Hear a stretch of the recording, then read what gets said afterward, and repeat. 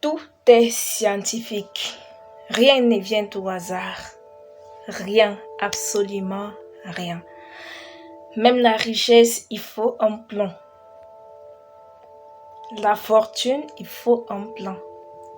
Alors, aujourd'hui, j'ai décidé de vous montrer l'élaboration du plan pour devenir riche selon Napoléon Hill dans son livre intitulé Réfléchissez et devenez riche. Ce livre qui a transformé la vie des milliers d'hommes d'affaires riches et à succès qu'on ne saura démontrer de nos jours et qu'on ne saura démontrer de nos jours. Et rassurez-vous, ce livre est toujours d'actualité et le sera toujours, car ces secrets que contient ce livre est comme un vin qui se bonifie au fil du temps et épouse tous les aspects de la vie, de l'enrichissement, du processus de l'enrichissement. Je m'intéresse beaucoup au processus de l'enrichissement et je me dis, si d'autres ont réussi partout où d'autres veulent réussir, nécessairement, il existe un plan, une loi que d'autres ont observée et qui les ont propulsés vers la fortune. Pourquoi ne pas étudier ces lois? Pourquoi ne pas étudier ces livres qui peuvent aussi changer votre vie? Alors, en lisant Réfléchissez et devenez riche, j'ai retenu quelques idées, quelques processus, quelques plans d'élaboration pour devenir riche et j'ai tenu à vous partager dans cette vidéo. Pour devenir vraiment riche, il faut une intention précise et des plans précis. Les idées peuvent se transformer en argent grâce au pouvoir que découle d'un plan précis. Si vous êtes de ceux qui croient que seul un dur labeur ou une honnête foncière mène à la richesse, détrompez-vous. La grosse fortune ne vient jamais seule ou au hasard. Elle vient uniquement à la suite d'une demande précise basée sur des lois et non par la chance. Raison pour laquelle la mission de cette chaîne est de vous aider également à reprogrammer votre mental, à vous préparer au processus de l'enrichissement.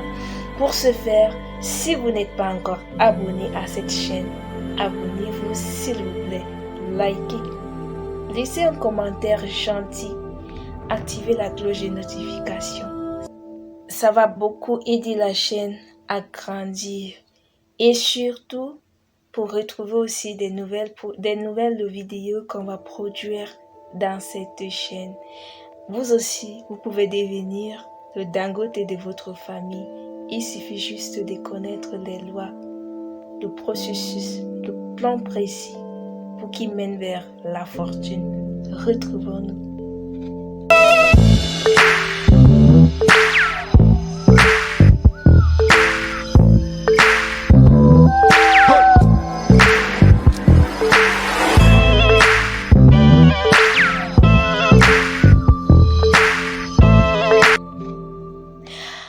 Si vous me découvrez, Raïssa Lambéré, c'est mon nom. Je suis entrepreneur, je suis freelance, je suis femme d'affaires et je suis une créatrice de richesse. Je suis une créatrice de richesse. C'est un talent que je viens de découvrir, que mon mentor vient de me faire découvrir. Parce que je vous inviterai aussi à découvrir vos talents, à découvrir vos dons afin de mettre en exergue. Parfois, vous avez un talent, mais vous ignorez vraiment que c'est un talent. C'est un talent. J'ai un talent de créer des richesses depuis l'enfance. Alors, si vous m'écoutez, prenez vraiment au sérieux tout ce que je veux vous dire. Mettez en pratique. C'est un don de Dieu. Nous sommes sur Lorem Eric Business, cette chaîne, la chaîne des entrepreneurs, la chaîne qui a pour but de vous faire gagner beaucoup d'argent. J'ai dit beaucoup d'argent, des fortunes. Oui, c'est notre mission de vous rendre riche, de créer de la richesse en Afrique et dans le monde entier, en passant par la reprogrammation mentale, la présentation des opportunités de business, que ce soit en ligne ou en Afrique, et de rehausser l'image de l'Afrique tant bafouée, de montrer les points féeriques qui existent aussi en Afrique. Voilà, l'objectif de la vidéo d'aujourd'hui est de vous présenter une élaboration parfaite pour penser et mener à bien un processus qui conduit vers l'enrichissement. On peut appeler cela le système ou un chemin qui mène vers la fortune. J'aime ce mot fortune. C'est un plan qui fonctionne et qui continue de rendre des milliers de personnes multimillionnaires, milliardaires. Restez scotchés jusqu'à la fin, car je vous réserve un secret qui vous fera gagner plus en leadership. Retenez que tout processus commence par un désir et que sans le désir de devenir riche, vous conviendrez avec moi que tout ce qu'on vous dira, tout ce qu'on aura raconté dans cette chaîne, ça sera que du bavardage. Parce qu'il faut que ce désir naisse en vous-même. Il faut que ce désir grandisse en vous-même. Il faut que ce désir brûle en vous-même de vouloir réussir, de vouloir changer votre condition de vie. C'est alors là que la richesse va se mettre sur votre chemin. Le désir est à l'origine de ce que l'on crée dans le cerveau avant de se dérouler dans l'atelier de l'imagination en passant de l'abstrait au concret. Il faut d'abord la désirer, l'imaginer et elle va se concrétiser dans votre vie. En toute chose, retenez ceci, apprenez à élaborer vos plans. En toute chose, quel qu'en soit ce que vous voulez faire, votre plan de votre journée, le plan de votre semaine, le plan de votre mois, le plan de votre année. En toute chose, apprenez à élaborer un plan ou des plans. Mettez ces instructions en place. Et comme instruction numéro 1 que je vais vous donner dans cette vidéo, retenez ceci. Pour devenir riche, et instruction numéro 1, dans votre plan d'élaboration, réunissez toutes les personnes qui sont nécessaires à l'élaboration de la création au développement de votre plan de devenir riche. Vous mettrez en application le principe du cerveau collectif. Si vous ne comprenez pas ce que c'est le cerveau collectif, je vous explique. Le cerveau collectif, c'est comme un processus qui permet à un dirigeant, à un leader, à celui-là qui veut devenir riche, de réunir des cerveaux, de réunir des personnes douées dans le domaine qu'il ou qu'elle veut se lancer, ou dans un domaine qu'elle ne maîtrise pas, que cette personne ne maîtrise pas parfaitement ou du tout pas. Et il essaye de réunir des personnes qui sont douées dans le métier, qui ont une... Vous les proposez un marché gagnant-gagnant et ils vont coopérer. Dans la vie réelle, vous allez constater des personnes qui n'ont absolument rien à voir avec un métier ou qui n'ont pas étudié ce métier, se lancer dans un domaine et réussir.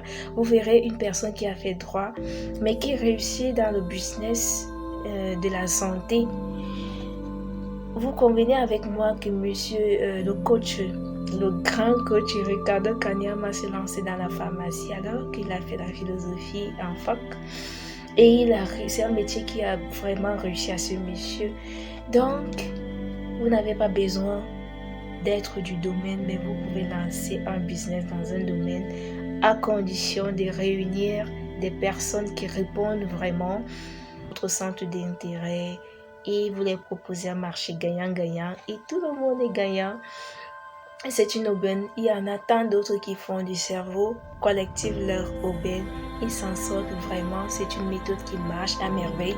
Surtout pour celui qui désire la liberté financière et qui souhaite bâtir des empires.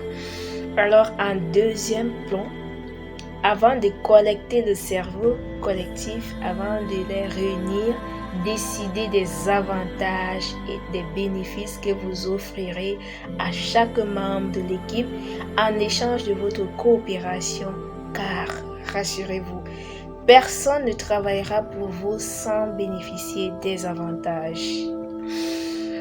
Ce qui tue plusieurs dirigeants, c'est le fait de vouloir tout pour eux et rien pour les autres. Un bon dirigeant n'acceptera jamais d'exploiter son collaborateur. J'ai dit collaborateurs puisque les membres de votre équipe devraient être vos collaborateurs et non vos employés. Traitez-les comme des collaborateurs, montrez-les qu'ils ont une part de responsabilité dans l'entreprise et que l'échec de l'entreprise leur incombe comme la réussite de l'entreprise. Confiez-les à l'entreprise et vous verrez la magie s'opérer. Mettez-les en confiance, c'est un patrimoine commun et que chacun doit faire de son mieux pour le développement du projet et vous verrez combien de fois votre entreprise va prendre de l'envol. Résumez vraiment l'idée de l'entreprise et mettez-les vraiment dans leur tête que c'est l'équipe qui gagne.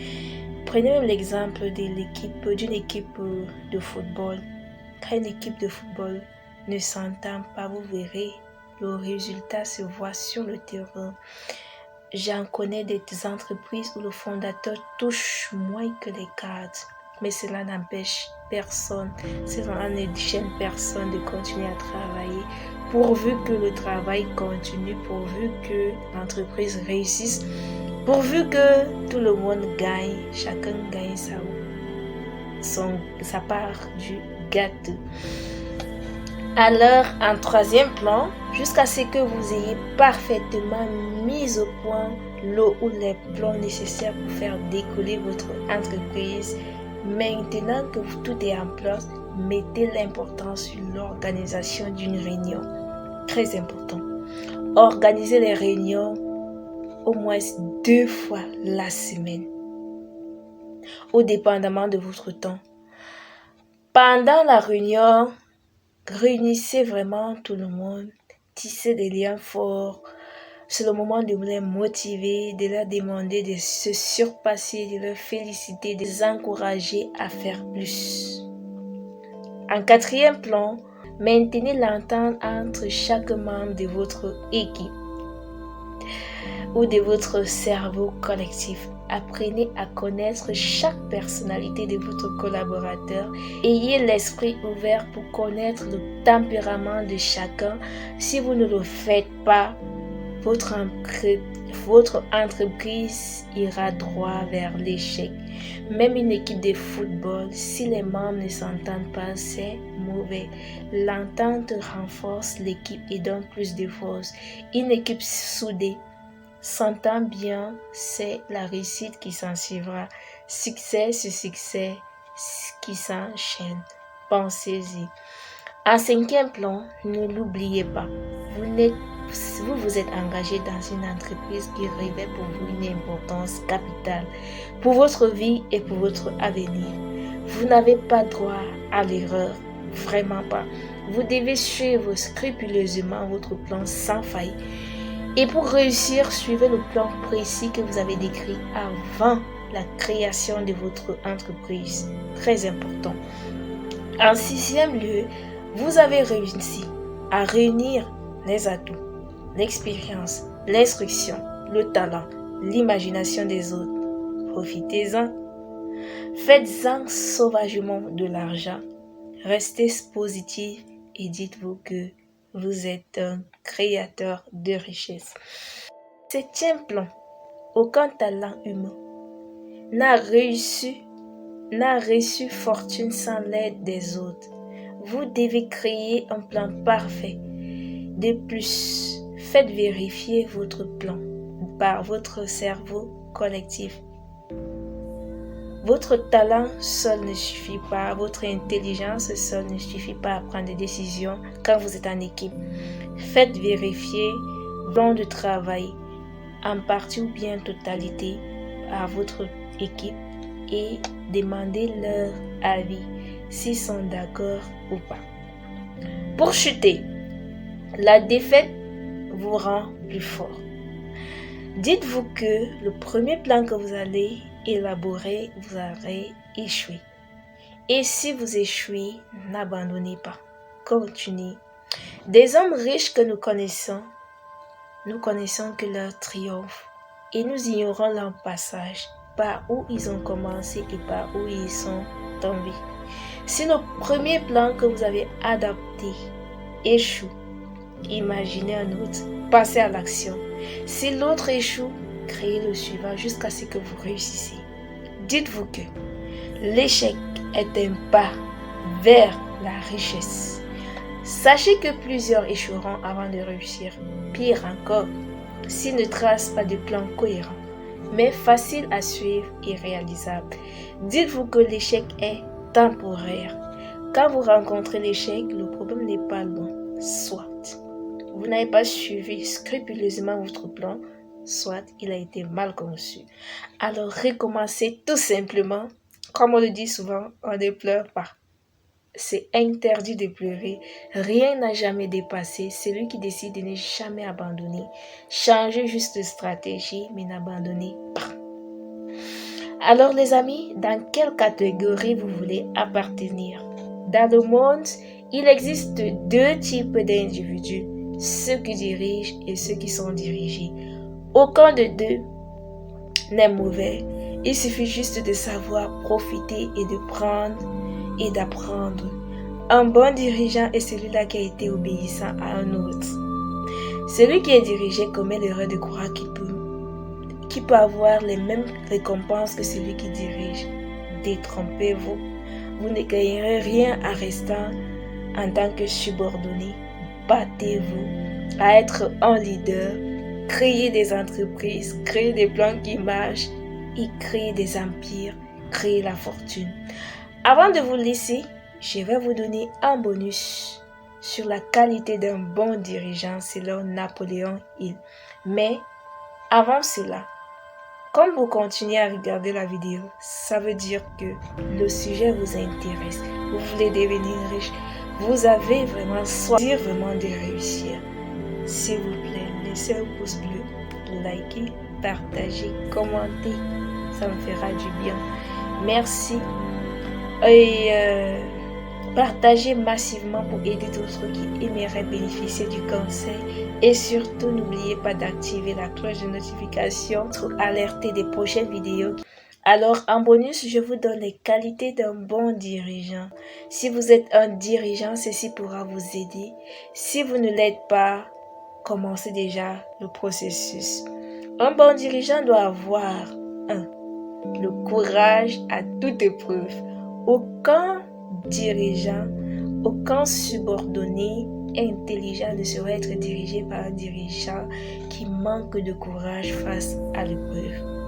Quand l'épreuve surgit, maintenez votre sang-froid et tenez-vous tranquille, rassurez vos collaborateurs que tout ira pour le mieux. Comme deuxième bonus pour devenir un bon dirigeant, la maîtrise de soi.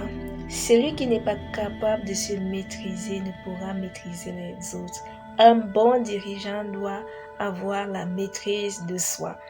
Celui qui n'est pas capable de se maîtriser ne pourra maîtriser les autres personnes ou les autres subordonnés. Un bon dirigeant doit avoir un sens aigu de la justice. S'il a un sens aigu de l'équité, un dirigeant ne pourra commander pendant longtemps s'il n'a pas ce sens aigu de l'équité et ni commander. Un bon dirigeant doit avoir la sûreté dans la décision. Celui qui hésite à prendre une décision montre qu'il n'est pas sûr et ne pourra diriger les autres avec succès. Le bon dirigeant doit avoir la précision des plans. Le bon dirigeant doit planifier son travail et travailler son plan. Un patron qui travaille à l'aveuglette sans plan précis est identique à un bateau sans gouvernail. Tôt ou tard, il échouera. l'habitude d'en faire plus que les autres. Un bon dirigeant doit avoir l'habitude d'en faire plus que les autres. Un bon dirigeant doit avoir une personnalité irréprochable. Très important. La fonction du dirigeant exige le respect. Donc, be careful. Un bon dirigeant doit avoir la sympathie et la compréhension.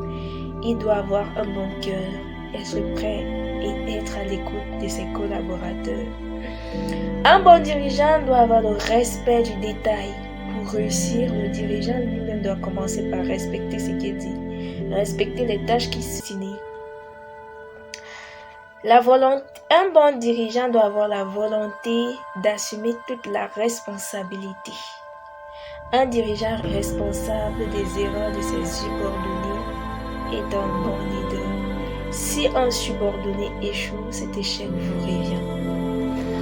Un bon dirigeant doit avoir le respect de l'effort de l'autre, savoir reconnaître l'effort de son subordonné et le glorifier.